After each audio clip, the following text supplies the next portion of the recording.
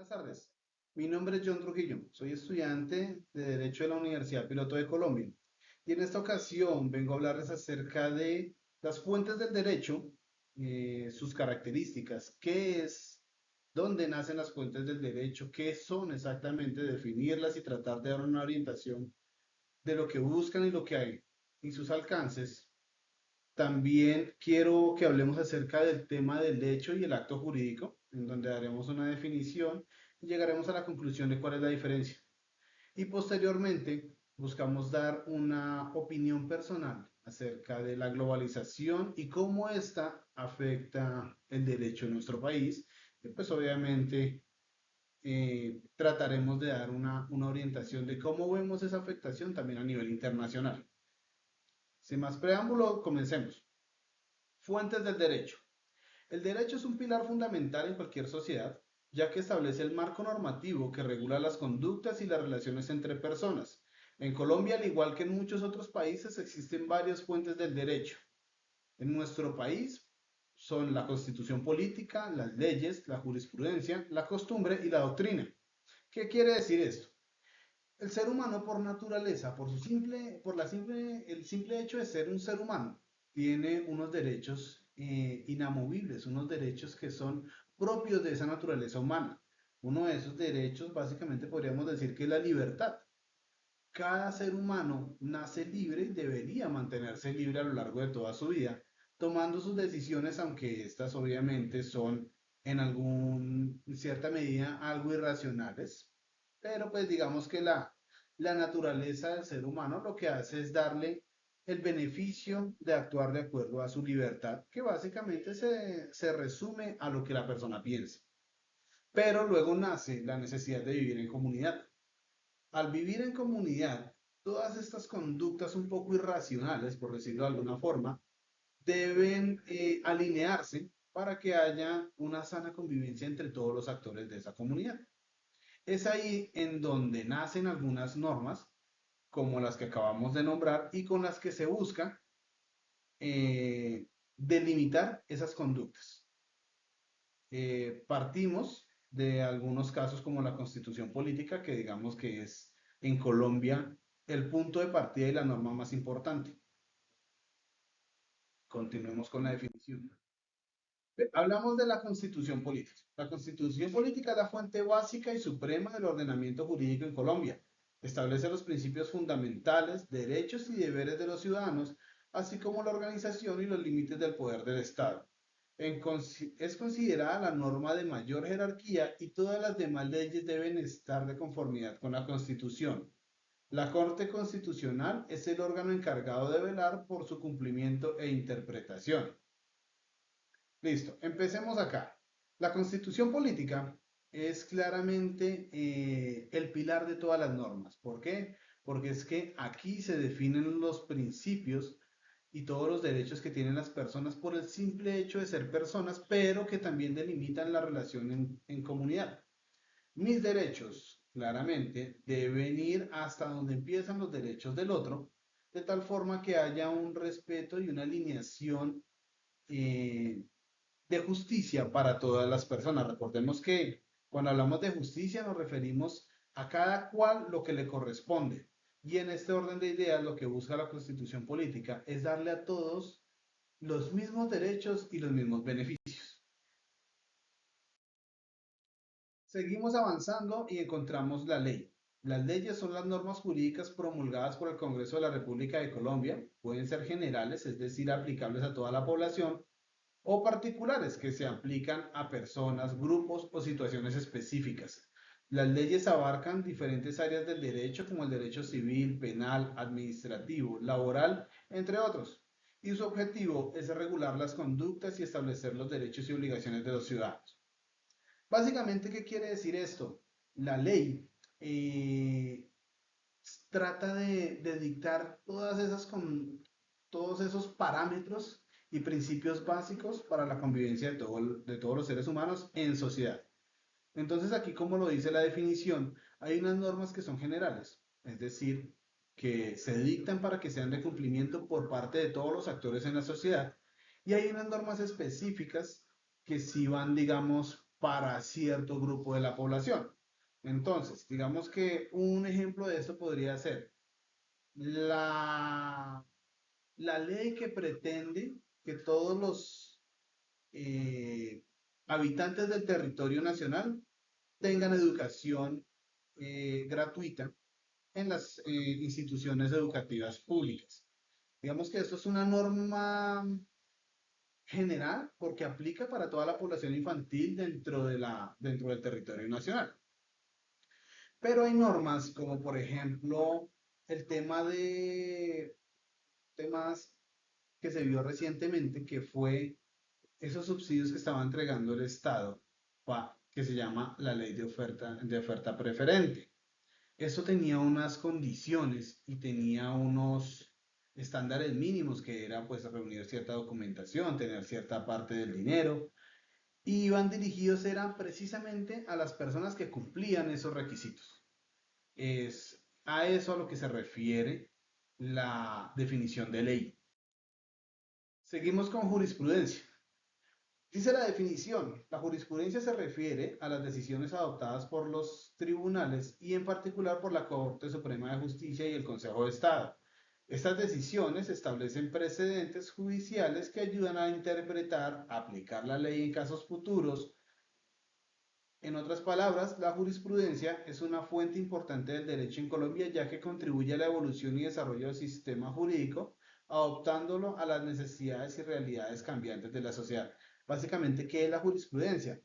Son algunas normas que son emitidas por la Corte Suprema de Justicia y el Consejo de Estado, en donde se aclaran ciertas normas en donde quedaron vacíos. De esa forma que se garantiza que en situaciones futuras se pueda aplicar la norma que quedó con ese vacío basados en la jurisprudencia. Digamos que es una manera de completar una norma que quedó incompleta. Eso es básicamente la jurisprudencia. Viene el tema de la costumbre. La costumbre, digamos que es un tema un poco más difícil de definir. Son las costumbres o prácticas que tienen las personas que no están establecidas propiamente en la ley. Entonces dice la costumbre. Son las prácticas o normas no escritas que son reconocidas y aceptadas por la sociedad. En algunos casos, la costumbre puede tener un valor jurídico y es generalizada, mantenida por el tiempo y es considerada vinculante, perdón. Estas costumbres, si son coherentes con la ley, pueden ser reconocidas y aplicadas por los tribunales. Entonces, digamos que nosotros vemos que dentro de la sociedad colombiana se tienen algunas costumbres que, digamos, no están reglamentadas en la ley. Ejemplo, una persona va a una panadería y compra, no sé, 5.000 de pan y le dice al tendero, oye, dame mi ñapa.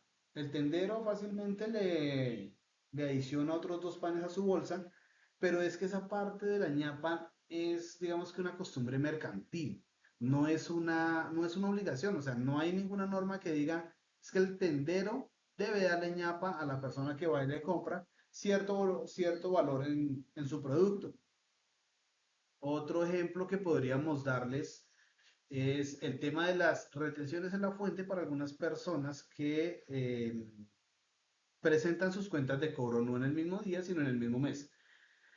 Hay una costumbre que, digamos, pues obviamente, claramente no son todas las empresas quienes la tienen, pero sí hay muchas empresas que reconocen que una persona, cuando entrega varias cuentas de cobro o varias facturas a lo largo del mismo mes, y esas facturas o esas cuentas de cobro superan la base para practicar retención, lo que hacen las empresas es que le generan la retención a cada una de esas cuentas, aunque individualmente no tengan la base para practicar esas retenciones en la fuente.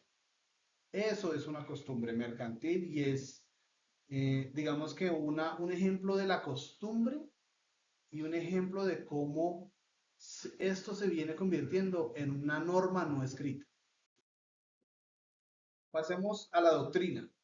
La doctrina se refiere a los estudios y análisis elaborados por juristas expertos en derecho, aunque no tienen carácter vinculante. Suele ser considerada como una fuente auxiliar. La doctrina puede ayudar a interpretar y entender el derecho, así como guiar a los jueces y abogados a la aplicación de la ley.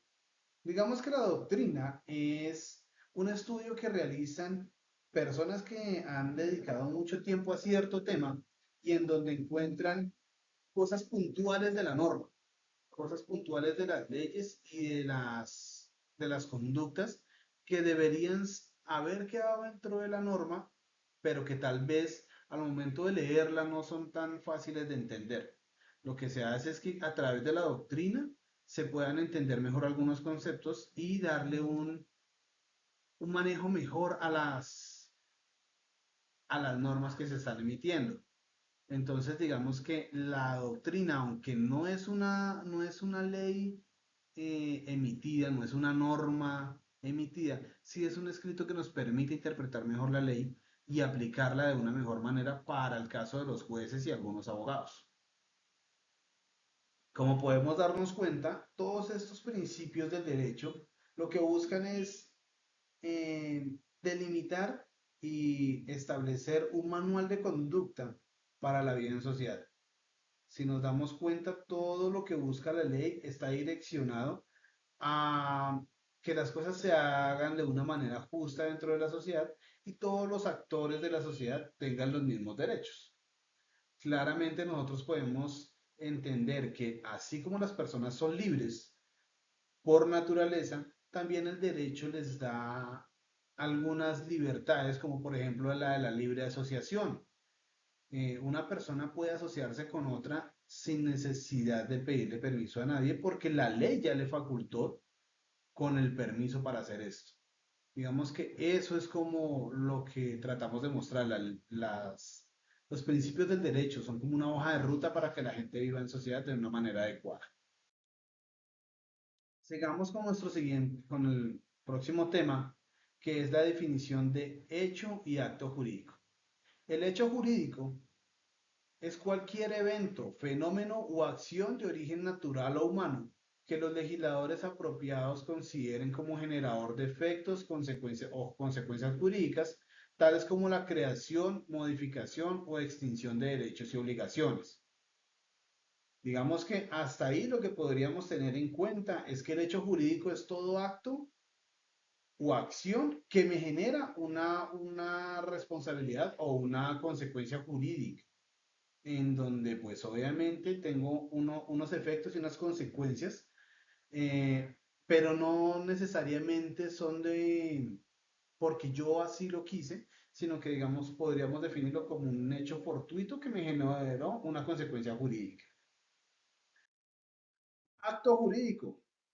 Los actos jurídicos son hechos jurídicos también, pero también pero siempre son voluntarios, que tienen la intención de producir consecuencias jurídicas conforme al derecho, ya sea crear, modificar o extinguir derechos y obligaciones. Entonces, aquí llegamos a un punto importante y es que nos dice que siempre son unos hechos voluntarios en los que se tiene la intención de producir esos, esas consecuencias jurídicas. A diferencia del acto jurídico, en donde era cualquier acción que me podía llegar a producir una consecuencia, en este caso el acto jurídico es porque hay una voluntad de generar una consecuencia jurídica. Continuemos. Son siempre fruto de la voluntad humana y requieren la presencia de tres elementos básicos. Uno o varios sujetos que expresen su voluntad, un objeto o finalidad del acto jurídico y una relación jurídica que los vincule. Entonces, digamos que aquí lo primero es que exista una voluntad de generar ese hecho. Segundo, que yo creo un acto jurídico para desarrollar X o Y actividad o para adquirir X o Y compromiso. Digamos que ahí vendría el segundo componente. Y tercero, pues tenemos el tema de la relación jurídica que los vincule. Entonces, cuando hablamos de que son varios actores y que son voluntades de los seres humanos, pues lo mínimo que deberían haber es dos personas que quieran hacer un contrato o un acuerdo en donde se genere unas responsabilidades jurídicas de las dos partes. Ahí es donde está la diferencia entre acto jurídico y hecho jurídico. El hecho jurídico es simplemente que yo tengo la responsabilidad de cumplir algunas condiciones jurídicas, algunas condiciones que la norma me dicta, y si yo no las cumplo, o digamos que de pronto, no sé, por X o Y razón, por cosas de la vida, no sé, un ejemplo de eso. Yo estoy dentro del transporte público y por situaciones de la malla vial, el, el transporte público se pinchó, no sé, tuvo algún tipo de daño a las ruedas del vehículo y el vehículo se accidentó. Yo no hice ninguna acción, el conductor no hizo ninguna acción indebida, sino es simplemente que por una condición se generó una responsabilidad jurídica, ya que tienen que cubrir todos los gastos en los que yo incurra para recuperar mi salud y para quedar bien. Mientras que en el acto jurídico yo tengo la voluntad de hacer ese acuerdo. Entonces, es sentarme con una persona y decirle, mira, yo te voy a vender a ti X cantidad de fruta, te la voy a entregar tal día y si yo no te la entrego, pues tengo un tema de unas sanciones. Ahí es donde viene mi voluntad de hacer un negocio contigo, la tuya de hacer el negocio conmigo, donde tenemos una finalidad, que es la entrega de la fruta, y donde tenemos una relación jurídica, pues porque los dos no tenemos ningún impedimento para hacer ese negocio. Llegamos al punto de la globalización. Digamos que en este momento el término de la globalización es un término muy popular porque prácticamente todo se está globalizando. Sin ir muy lejos, tenemos en este caso el tema de los aranceles que impuso Donald Trump al resto del mundo. ¿Cómo viene afectando esa imposición de esos aranceles a la economía mundial? Muchos de los tratados de libre comercio que se tenían, pues en este momento están como entredicho por la imposición de esos aranceles. Digamos que ahí tendría que entrar el gobierno de cada una de esas naciones donde habían tratados de libre comercio a revisar qué pasa con esos acuerdos en este momento que Donald Trump impone esos aranceles. Eh, digamos que también aquí podríamos empezar a ver el tema del derecho comercial internacional, en donde claramente para todos los actores mundiales que intervienen en las actividades comerciales, pues hay unos derechos y unos deberes. Eso básicamente se debería revisar cómo se van a ver afectados por la por la globalización. Digamos que eso es un ejemplo de cómo la globalización sí impacta dentro del derecho y cómo el derecho es parte fundamental para definir todas esas situaciones que la expansión de mercados y las relaciones entre países pueden afectar a los participantes de las sociedades.